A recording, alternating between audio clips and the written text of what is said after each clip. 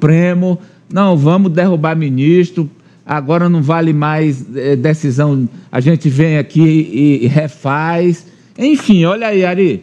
Ministros do Supremo e juristas questionam a legalidade do pacote anti-STF da Câmara. Orçamento secreto é discutido na primeira turma. O que é que uma coisa tem a ver com a outra, Raniele?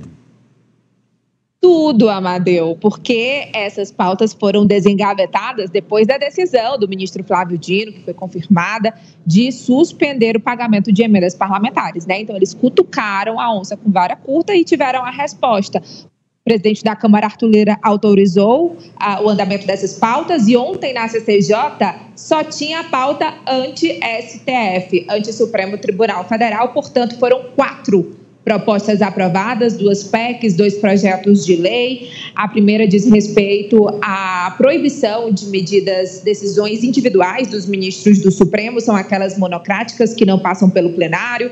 A segunda, e todas aprovadas com mais de 36 votos, viu? E votos contrários na casa dos 12, no máximo 16. A outra, ela suspende as decisões do Supremo Tribunal Federal, o Congresso como casa revisora do Poder Judiciário. Isso se 2/3 dos deputados e senadores também confirmarem essa decisão, e essa suspensão, essa derrubada, pode ser prorrogado por mais 2 anos. A outra proposta é que aumenta o número de crime de responsabilidade contra os ministros do STF, o que facilita o processo de impeachment. O senador Flávio Bolsonaro, do PL, já está aqui articulando, pensando em 2026, que vai aumentar o número de senadores conservadores para 54, e aí eles vão ter já votos suficientes para realizar impeachments de ministros do STF. E há outro projeto que eles pressionam a mesa do Senado, dando um prazo máximo de 15 dias para que eles respondam sobre esses pedidos de impeachment. Atualmente não há prazo, porque pedido de impeachment aqui, principalmente contra Alexandre de Moraes, chove,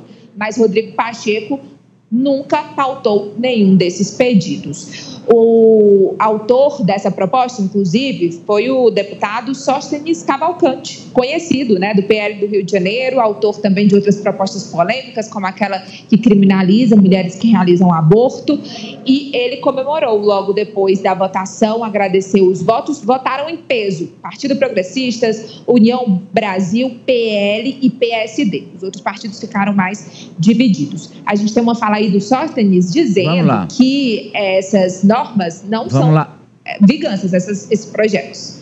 Vamos lá. E aqui eu quero lembrar de um episódio, e quando eu falo de usurpação de competência, eu não falo só do legislativo. Eu falo de usurpação de competência também do executivo por parte do judiciário.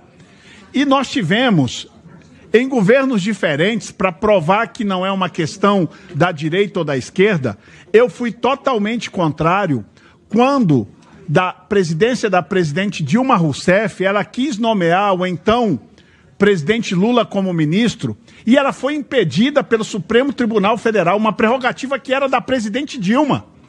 Isto é um erro, isto é usurpar a competência. Tá? E ele está falando em usurpação de competência, Amadeu, porque foi uma das justificativas para o crime de responsabilidade. E agora a gente tem a fala do representante do governo, na sessão que estava assim, esvaziada pela base do governo. Era a minoria. Helder Salomão, do PT do Espírito Santo, disse que ontem foi o dia da vingança, exatamente por conta do caso das emendas. Vamos ver. Esse é um dia que poderá ser batizado como o dia da vingança, dia da revanche. Todos nós, e eu já disse isso aqui, todos nós devemos trabalhar no sentido de coibir abusos. O alargamento dessa lista,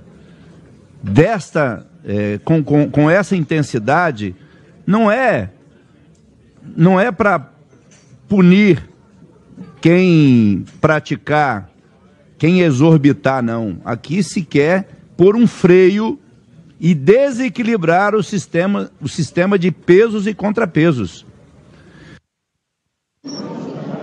Olha, Amadeu, como você juntou tudo num bolo só, eu já tenho uma resposta, tá? Da reunião que teve agora há pouco no STF. Já quer que eu fale? A gente tem as imagens aí, temos imagens, Nájila, da reunião lá da segunda turma do STF tratando sobre orçamento secreto, uma audiência solicitada, né, determinada pelo ministro Flávio Dino. Se a gente não tiver a imagem, vamos colocar a imagem do ministro e você vai falando, Ranieri, sobre o resultado. Vamos lá. Pois é, exatamente, porque, como a gente já falou, é uma resposta de Arthur Lira e, claro, os bolsonaristas, aqueles da direita, se aproveitaram por conta das pautas ideológicas que o Supremo pautou, como, por exemplo, descriminalização do porte de drogas, aborto. Então, hoje, estava tendo, né, terminou agora há pouco, uma reunião, já confirmei aqui com o pessoal do STF, estava tendo uma reunião de conciliação que o ministro Flávio Dino ali chamou advogados da Câmara, do Senado, advogado do governo, que é o advogado-geral da União, também Tribunal de Contas da União. O que ele queria? O cumprimento das ordens que ele deu, que são, né, critérios de transparência e rastreabilidade para que as emendas voltem a ser pagas. Porque no momento, eu estava até confirmando aqui, estão suspensas emendas individuais, que são impositivas, de bancada, que são impositivas, de comissão e de relator. Tudo isso está suspenso. E o que Flávio Dino decidiu? Que elas continuam suspensas, viu, Amadeu? Por quê? Porque todas as respostas que foram apresentadas durante essa reunião, elas foram vagas. E os ministros, no geral, já comentam que essas propostas que foram aprovadas ontem aqui na Câmara, em uma ofensiva, elas são inconstitucionais, porque violam ali, por exemplo, o acesso do cidadão à justiça em decisões individuais, que elas podem facilitar, né, agilizar o processo judiciário, vai atrapalhar. Também tem um vício de origem, porque as decisões que modificam o Poder Judiciário devem partir do próprio Poder Judiciário e depois serem analisadas aqui na Câmara. Os deputados, eles reclamam da judicialização da política, mas eles mesmos é quem fazem isso. Olha só, Ranieri, essa questão, por exemplo, do habeas corpus, professor Vila. Ora, se você elimina a possibilidade de um ministro se manifestar e ter o poder de dar uma liminar, extingue o habeas corpus. Porque aí, para alguém estar preso e para ser solto, ele vai ter que esperar a reunião do Congresso, aliás, do Pleno, para decidir. É um negócio, é coisa de maluco, né? Essas decisões de ontem, do ponto de vista institucional, é coisa de maluco. E agora o ministro Flávio Dino bateu o pé. A Ranieri traz também em primeira mão hoje que o ministro disse, apesar das propostas estapafúrdias de ontem, eu aqui mantenho a minha posição. Ou vocês explicam origem, destino, rastreabilidade e dão transparência, ou não tem emenda. Está jogando duro, professor. Está jogando duro e cumprindo a Constituição, né? O artigo 37, né? Legalidade, impessoalidade, moralidade, publicidade e eficiência. É o que está no artigo 37. Ele simplesmente, o ministro Flávio Dino, está cumprindo a Constituição. Quem não está cumprindo?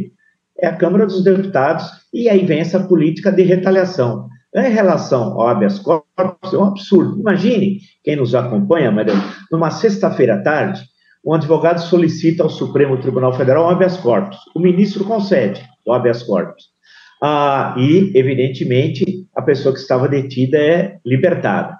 Vamos dizer que ele tenha de consultar, ele não possa fazer isso, como a Câmara dos Deputados está propondo, ele tem de esperar o pleno, que vamos dizer que vai se reunir na terça-feira. Então, ele vai ficar preso sexta, sábado, domingo, segunda até terça-feira para o pleno, ou seja, os 11 ministros deliberarem sobre essa questão. Isso é um absurdo jurídico, isso não para em pé. Então, o conjunto dessas decisões são absolutamente inconstitucionais. Qual é o desejo? Criar uma crise institucional. Graças a Deus, nós estamos chegando no final do ano, essa loucura aí não vai, essa lenha na fogueira que eles estão jogando não vai propagar muito fogo, e esperar que o ano que vem haja um pouco mais de bom senso. E tudo envolve a eleição da mesa diretora ano que vem. No fundo, o jogo principal é esse. Quem vai controlar a mesa? E quem tem seus candidatos vai assolando os extremistas que não são conservadores, são extremistas que querem atacar a Constituição Cidadã.